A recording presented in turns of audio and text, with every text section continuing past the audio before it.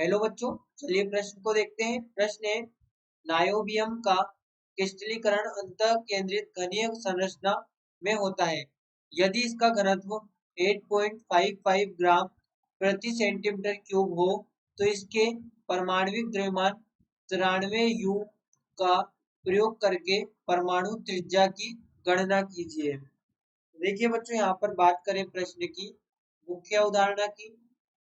मुख्य अवधारणा तो हमारे पास में देखिए, जो यहाँ पर जो अंतः केंद्रित घनीय संरचना होती है, अंतः केंद्रित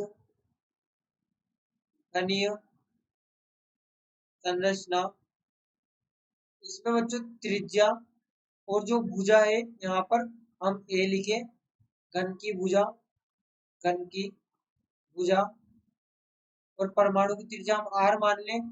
तो यहाँ पर परमाणु की त्रिज्या और घन की जो घन की भुजा है, उसके मध्य जो बीसीसी स्ट्रक्चर यानी कि अंतः केंद्रित घनीय संरचना में संबंध होता है, वो यहाँ पर होता है 4r is equal to √3a। 4r is equal to √3a, यहाँ पर ये संबंध होता है, जो कि याद होना चाहिए। यहाँ पर ये संबंध होता है। वहीं पे हमें यहाँ पर दी गई है डेंसिटी यानी कि घनत्व। तो यहाँ पर हम घनत्व का सूत्र लिखते हैं, डी यानी घनत्व गुणे जेड इंटू अणुभार बटे N A into A cube. अब यहाँ पर देखिए कि डी क्या है, तो डी हमारे पास में घनत्व है, डी घनत्व। वहीं पर हम देखें कि हमारे पास में जो यानी कि अणुभार है, अणुभार, एन हमारे पास में अवोगाद्रो संख्या है, और जो ए क्यूब है, ये यहाँ पर घन का आयतन है, घन का आयतन। तो देखिए, और जेड हमारे पास में वही परमाणुओं की संख्या है, सही। तो यहाँ पर हम बात करें जेड की, तो जेड हम जानते हैं कि बीसीसी स्ट्रक्चर में जो जेड होता है वो यहाँ पर 2 होता है। बीसीसी स्ट्रक्चर में जेड 2 होता है, तो क्योंकि यहाँ पर मान लीजिए हमारे पास में स्ट्रक्चर है, हम बनाकर भी देख लें। यहाँ पर ये स्ट्रक्चर होगा इस प्रकार से।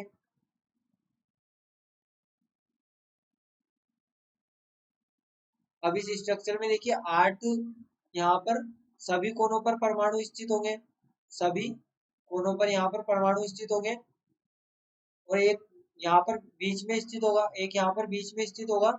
तो जो कोनों पर स्थित है, इनका जो भाग होगा वो तो 1/8 होगा, प्लस जो बीच में स्थित है इसका एक यहाँ पर पूरा भाग होगा। तो यहाँ पर इसलिए इसका 1 गुणे 1 हम लिखेंगे, ये बीच में स्थित है। तो यहाँ पर हमें Z2 प्राप्त होगा, जो कि यहाँ पर हमारे पास में होगा, यहाँ पर हमारे पास में परमाणुओं की संख्या होगी अंतः केंद्रित घनीय संरचना में स्थित।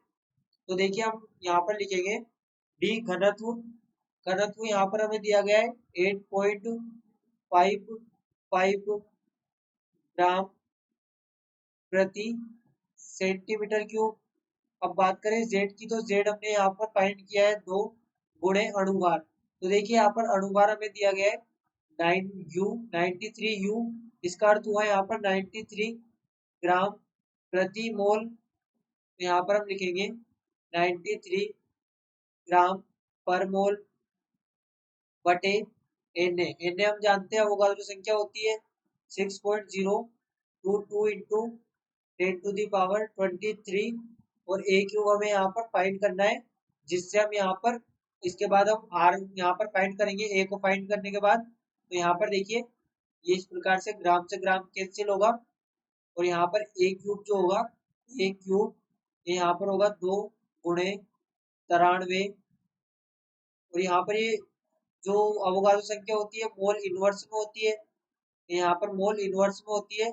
तो मोल और मोल यहाँ पर कट गया, कि मोल यहाँ पर नीचे आ जाएगा, ये भी मोल इनवर्स है, ये भी मोल इनवर्स है, तो यहाँ पर ये इससे कट गया। तो 93/6.022 इंटू 10⁻23 इंटू 8.5, इसे यहाँ पर जब हल करेंगे तो हमें प्राप्त होगा 186/6.022।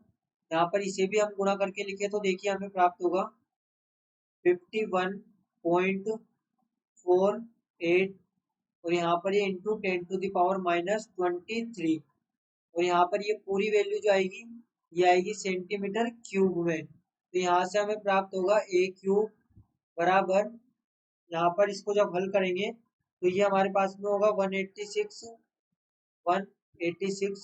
देखिए इसे हम हल करके यहाँ पर लिखे तो ये हमें प्राप्त होगा 3.61 इंटू 10⁻⁻23 सेंटीमीटर क्यूब। तो इसे यहाँ पर हम लिख सकते हैं ए क्यूब बराबर 36.1 इंटू 10⁻⁻24 सेंटीमीटर क्यूब।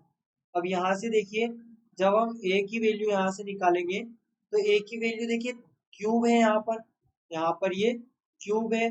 अब क्यूब से जब हम रूट की यहाँ पर क्यूब से जब हम इस वैल्यू को निकालेंगे तो यहाँ पर ए हमें प्राप्त होगा ए बराबर 3.31 इंटू 10⁻⁻8 और सेंटीमीटर का क्यूब भी कटेगा यहाँ पर। अब सेंटीमीटर का क्यूब भी कटेगा तो यहाँ पर हमें प्राप्त होगा सेंटीमीटर।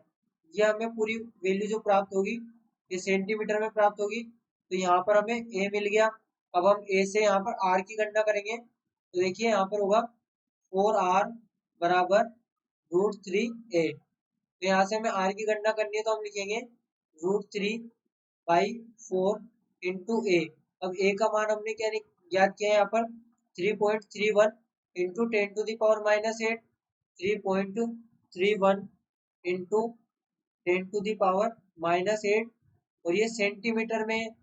तो यहाँ से देखिए जब इसे हम हल करते हैं तो यहाँ पर ये होगा 5.73 अपॉन 4 इंटू 10⁻⁻8 सेंटीमीटर, जिसे हम यहाँ पर जब हल करेंगे तो हमें प्राप्त होगा 1.43 इंटू 10⁻⁻8 सेंटीमीटर। तो हम क्या करें यहाँ पर कि इसे हम इस प्रकार से लिख लें r बराबर 1.43 इंटू 10⁻⁻10 मीटर। और हम जानते हैं कि यहाँ पर 10⁻⁻10 मीटर होता है एंगस्ट्रॉम, यहाँ पर 10⁻⁻10 एंगस्ट्रॉम होता है। अब हम इसे इस प्रकार से भी लिख सकते हैं r बराबर 143 इंटू 10⁻⁻12 मीटर, जो कि यहाँ पर होगा 143 पिकोमीटर। 10⁻⁻12 मीटर का अर्थ हुआ पिकोमीटर, तो यहाँ पर r बराबर होगा 143 पिकोमीटर, जो कि हमारा फाइनल आंसर यहाँ पर होगा। तो यही हमें यहाँ पर गणना करनी थी परमाणु की त्रिज्या, परमाणु की त्रिज्या जो कि हमारे पास में 143 पिकोमीटर होगी। तो बच्चों देखिए हमने यहाँ पर परमाणु त्रिज्या की गणना की। आशा करते हैं आपको प्रश्न समझ आया होगा। धन्यवाद।